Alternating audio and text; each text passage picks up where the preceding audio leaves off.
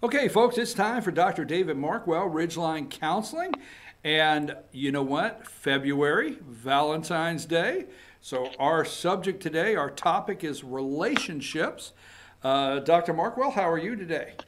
Doing well, Brian. Doing well. How are you? Well, I'm doing great, and I will say we're getting into February here. In the next 2 or 3 weeks, are going to be a lot of flowers purchased, maybe candy, out to dinner. It is Valentine's Day coming up on us, and let's talk about relationships.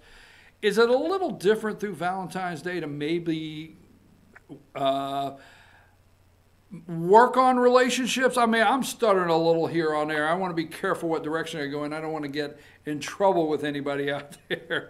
But let's talk about relationships and when we know there is a struggle and how to move forward and help each other through the struggles in a relationship. Sure. No, I think the point you were making about Valentine's, to me, it's similar to New Year's Day when people, as we talked before about making resolutions. The truth of it is sometimes people will use a sentimental day like Valentine's Day as a marker for either the beginning of a relationship or the need to focus on the relationship. But as we said about resolutions, we can start any particular day, and the same would be true for relationships.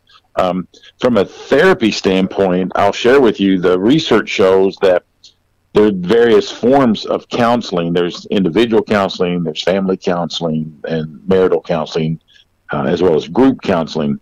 And they have done some research among therapists as well as clients about the level of difficulty or challenge in that particular therapeutic relationship. And what's usually seen in the research is that individual counseling, where it's just that one individual client and the therapist, is probably the least challenging therapeutic relationship. The most challenging is not family counseling; it actually is marital counseling. So it can create, there's a dynamic in a relationship, especially a marriage relationship, that can bring a lot of strength, but as you and I know, and it can also bring a lot of challenge and difficulties. Well, so many couples have much different things going on in their marriage. So there's probably not just one thing, but what are some of the things that you would say uh, are are signs that you know what, maybe we should go to counseling together? We're not communicating, or what are some of the things that come up that before your marriage gets into what I say troubled waters, that you say, hey, these are some signs to watch, and it may be best then to start, talking through it in counseling. What say you? Well, I would say that you've got what we would call the more obvious, and then the ones that are um, not as obvious, but can just be as sinister in the relationship. The more obvious might be if there is some type of maybe relationship that's taking place by one of the spouses outside of the relationship, an extramarital affair. That definitely can bring about the need of, hey, we need to bring in a third neutral party, to discuss what's going on in the relationship, or other types of, maybe some type of active, alcohol or something else that's creating some type of alcoholism issue. But a lot of times, what most couples aren't aware of is kind of this drifting that goes on. And the thought is, well, we're together. No, we're not putting as much energy into our time together and that attention that we used to give each other. But, we've got a family, we've got kids. And sometimes that's a very insidious type of thing that can get into a relationship and actually create a great divide that some people aren't aware of. And in those situations, this is where the challenge comes in counseling, is if a mom and or dad see some behaviors in their child, maybe some things, behaviors at home or behaviors at school, most of the time the parents will call up a therapist and say, hey, we need to bring little Johnny in, little Susie in, and talk about, what's going on at home or school.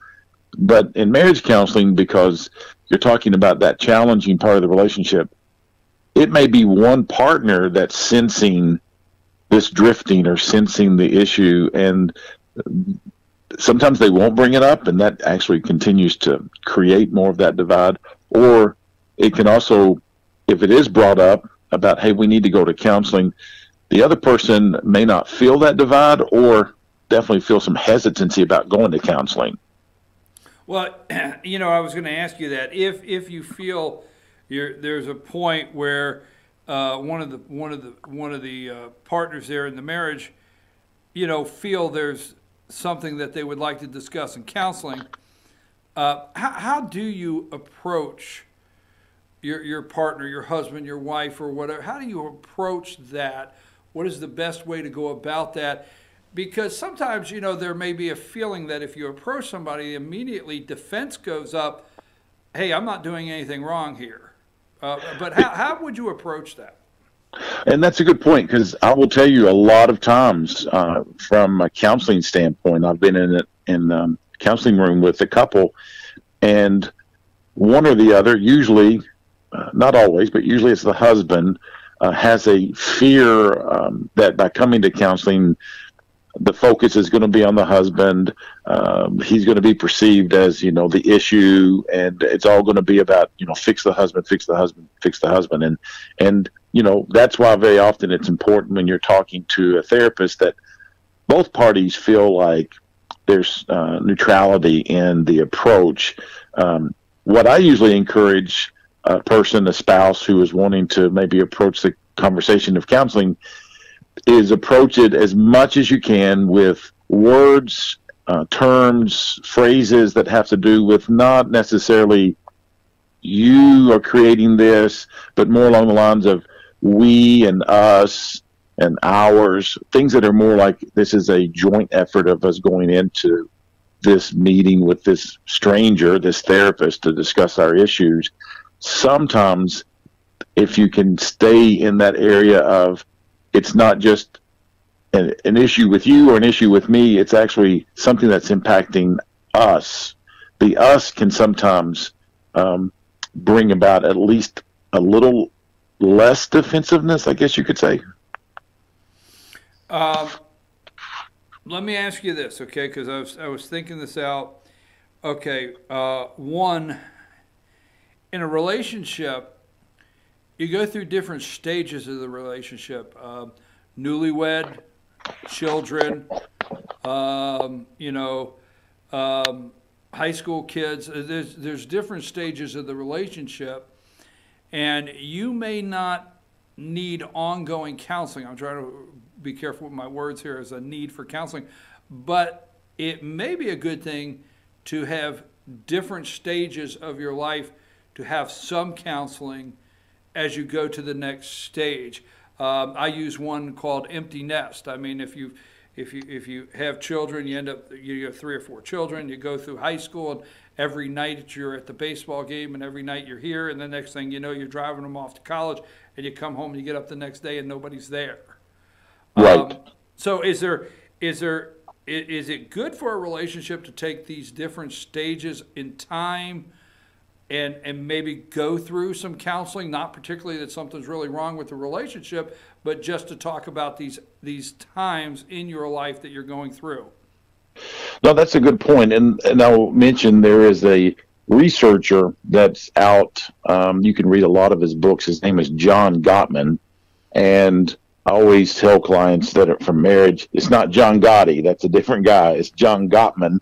And John Gottman writes a lot about relationships. And what he says is that there are 2 particular pockets of time, or as you were talking about, spaces of time in the marital life where the couple needs to be really aware of focusing in on the relationship, and as you're saying, maybe even be aware of the importance of bringing in like a therapist or a counselor.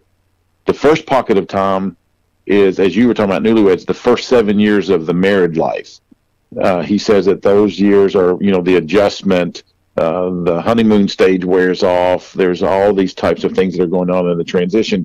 So the first 7 years definitely are very pivotal years with threats that can come to the establishment of the relationship.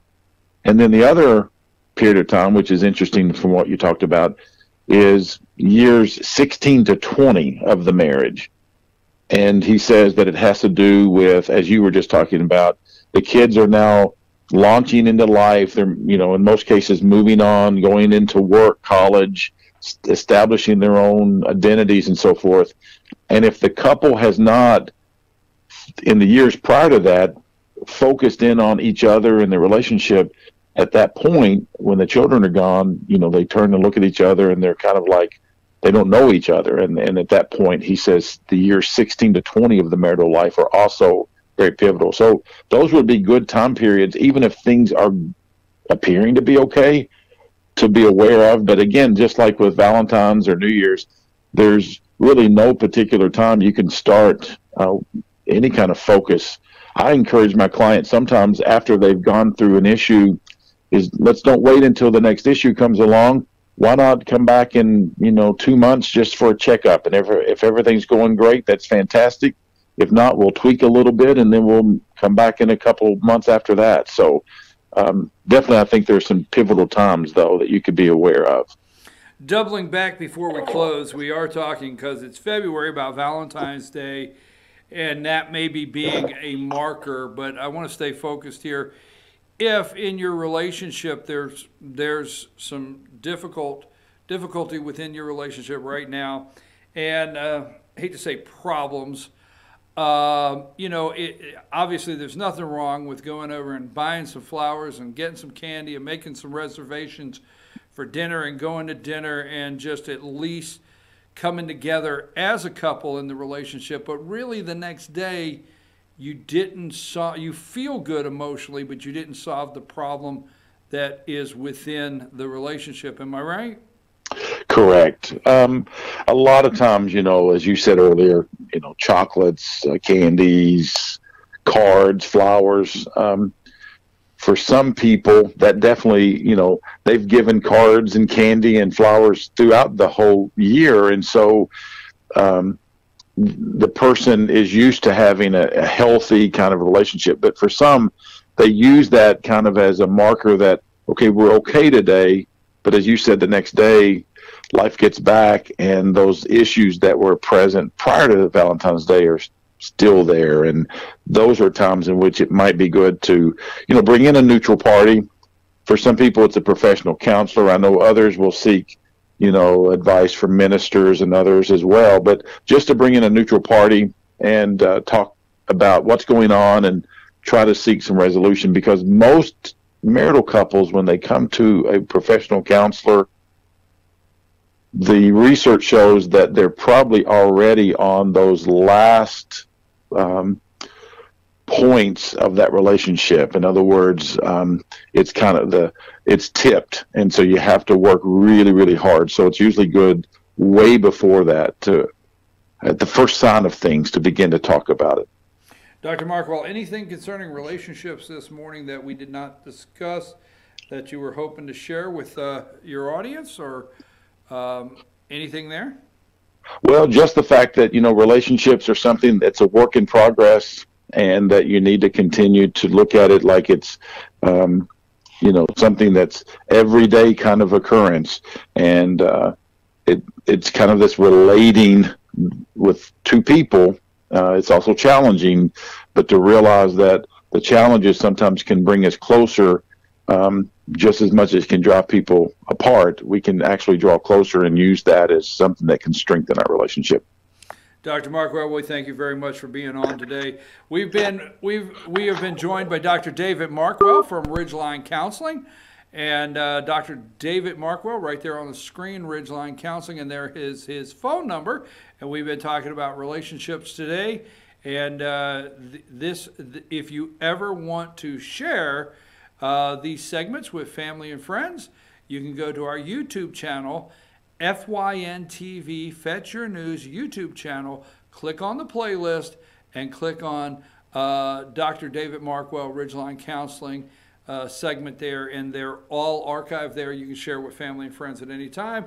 And next week we'll have a new a new topic for Dr. David Markwell.